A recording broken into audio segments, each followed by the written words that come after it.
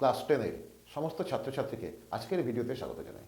এর আগের ভিডিওতে উদ্ভিদ হরমোন পড়তে গিয়ে আমরা দেখেছিলাম যে উদ্ভিদ হরমোন তরুণ কোষ বা কলার থেকে উৎপন্ন হয়, তাই তো? তরুণ কোষ বা কলার থেকে উৎপন্ন হয়, কিন্তু প্রাণী হরমোনের ক্ষেত্রে এরকমটা হয় না। প্রাণী হরমোন অন্তঃক্ষরা গ্রন্থি বা অনাল গ্রন্থির থেকে উৎপন্ন হয়। এখন এই অনাল গ্রন্থি বা অন্তঃক্ষরা গ্রন্থি কাকে বলে তোমরা জানো? অনাল গ্রন্থি বা অন্তঃক্ষরা গ্রন্থি অর্থাৎ যে গ্রন্থির নালী থাকে না, ঠিক আছে, যে গ্রন্থির নালী থাকে না তাকে বলা হয় অনাল গ্রন্থি বা অন্তঃক্ষরা গ্রন্থি।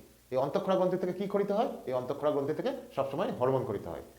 আর এক ধরনের গ্রন্থি আছে, যে গ্রন্থিটার নাম হলো বহিঃক্ষরা গ্রন্থি বা সনাল গ্রন্থি, অর্থাৎ যে গ্রন্থির নালী থাকে, ঠিক আছে। তাহলে যে গ্রন্থির নালী থাকে তাকে বলা হয় সনাল গ্রন্থি বা বহিঃক্ষরা গ্রন্থি। এই গ্রন্থির থেকে উৎসেচক খরিত হয়, কিন্তু হরমোন খরিত হয় অন্তঃক্ষরা গ্রন্থি বা অনাল গ্রন্থির থেকে।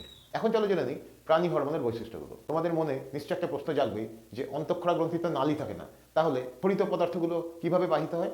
অনাল গ্রন্থি থেকে খরিত হরমোন রক্তের দ্বারা বাহিত হয়, অর্থাৎ হরমোন রক্ত স্রোতের মাধ্যমে গোটা শরীরে বাহিত হয়। এবার চলো জেনে নিই প্রাণী হরমোনের বৈশিষ্ট্যগুলো। প্রাণী হরমোন অন্তঃক্ষরা গ্রন্থির থেকে উৎপন্ন হয়ে রক্তের দ্বারা বাহিত হয়ে নির্দিষ্ট অঙ্গে অর্থাৎ টার্গেট অঙ্গে পৌঁছায় এবং সেখানে কাজ করার পর ধ্বংস হয় এবং দ্রুত সেখান থেকে বেরিয়ে যায়। একবার বলছি, প্রাণী হরমোন কিন্তু রক্তের দ্বারা বাহিত হয়ে টার্গেট অঙ্গে অর্থাৎ যেখানে কাজ করবে সেই অঙ্গটায় পৌঁছায় এবং কাজ করার পর নষ্ট হয়ে যায় এবং সেখান থেকে দ্রুত বেরিয়ে যায়।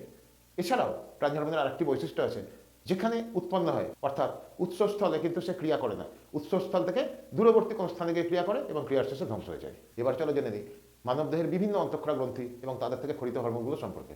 বিভিন্ন প্রকার অন্তঃক্ষরা গ্রন্থি আমাদের দেহে বর্তমান, যেমন হাইপোথ্যালামাস, পিটুইটারি, থাইরয়েড, অ্যাড্রেনাল, অগ্নাশয়, ডিম্বাশয়, শুক্রাশয় ইত্যাদি। তার মধ্যে আজকে শুধু আমরা হাইপোথ্যালামাস নিয়ে আলোচনা করব। এখন এই হাইপোথ্যালামাসকে সর্বোচ্চ প্রভুগ্রন্থি বা সুপ্রিম কমান্ডার বলা হয়, জানো? তাহলে হাইপোথ্যালামাসকে বলা হয় সর্বোচ্চ প্রভুগ্রন্থি বা সুপ্রিম কমান্ডার। তার আগে চলো জেনে নিই যে এই হাইপোথ্যালামাস কোথায় থাকে। এই হাইপোথ্যালামাস থাকে আমাদের অগ্রমস্তিষ্কে। এবার কেন হাইপোথ্যালামাসকে সর্বোচ্চ প্রভুগ্রন্থি বলে জেনে দিই চলো।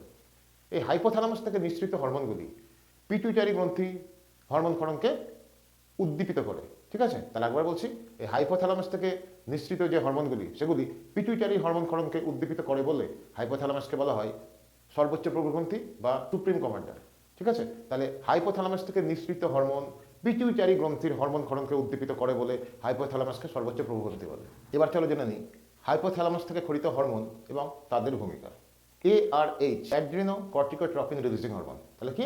Adreno corticotropin releasing hormone. এ কি কাজ করে জানো? এই হরমোনটি পিটুইটারি গ্রন্থির ACTH হরমোন ক্ষরণকে উদ্দীপিত করে, অর্থাৎ অ্যাড্রেনো কর্টিকোট্রপিক হরমোন ক্ষরণে উদ্দীপিত করে। তাহলে একটু বুঝে নাও জিনিসটা, যে হাইপোথ্যালামাস থেকে একটা বিশেষ হরমোন খরিত হচ্ছে যার নাম ARH। সে কি কাজ করছে? তার নিচে অবস্থিত যে পিটুইটারি গ্রন্থি আছে সেই পিটুইটারি গ্রন্থির কাছে পৌঁছচ্ছে এবং পিটুইটারি গ্রন্থিকে উদ্দীপিত করছে, অর্থাৎ তাকে জাগাচ্ছে যে তুমি এবার ACTH হরমোন ক্ষরণ করো। অর্থাৎ ARH হরমোনটা পিটুইটারি গ্রন্থির কাছে আসছে এবং তাকে উদ্দীপিত করছে যে তুমি এবার ACTH এই হরমোনটি ক্ষরণ করো। এই ACTH এর পুরো নাম হলো অ্যাড্রেনো কর্টিকোট্রপিক হরমোন।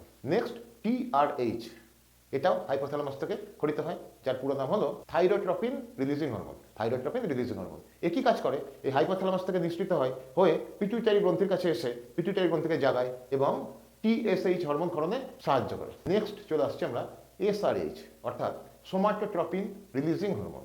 এটিও হাইপোথ্যালামাস থেকে খরিত হয় এবং অগ্রপিটুইটারির STH বা GH হরমোন ক্ষরণের উদ্দীপনা যোগায়।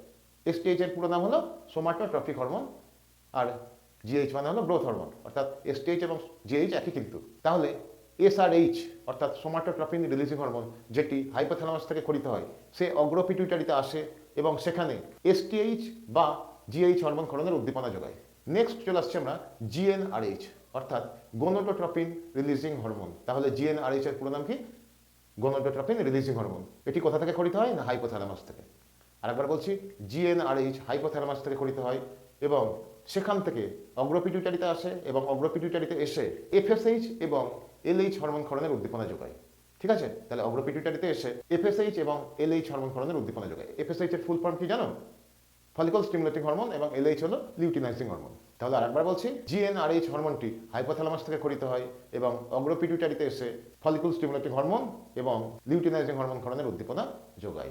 আজকের ভিডিওটা এই পর্যন্তই। তোমাদের যদি ভালো লেগে থাকে তাহলে অবশ্যই লাইক, শেয়ার আর কমেন্ট করো। আর যারা আমার চ্যানেলে নতুন তারা অবশ্যই সাবস্ক্রাইব করে বেল আইকনটিকে প্রেস করে দিও। যাবার আগে তোমাদের কাছে আমার একটা প্রশ্ন, যে TSH এই হরমোনটি কোথা থেকে খরিত হয়? এটা কমেন্ট করে আমাকে জানিও, ঠিক আছে। আরেকবার প্রশ্নটা করছি, যে TSH অর্থাৎ থাইরয়েড স্টিমুলেটিং হরমোন এটি কোথা থেকে গঠিত হয়? আমাকে এটি কমেন্ট করে জানিও। সবাই তোমরা ভালো থাকো, দেখা হবে আবার নেক্সট ভিডিওতে।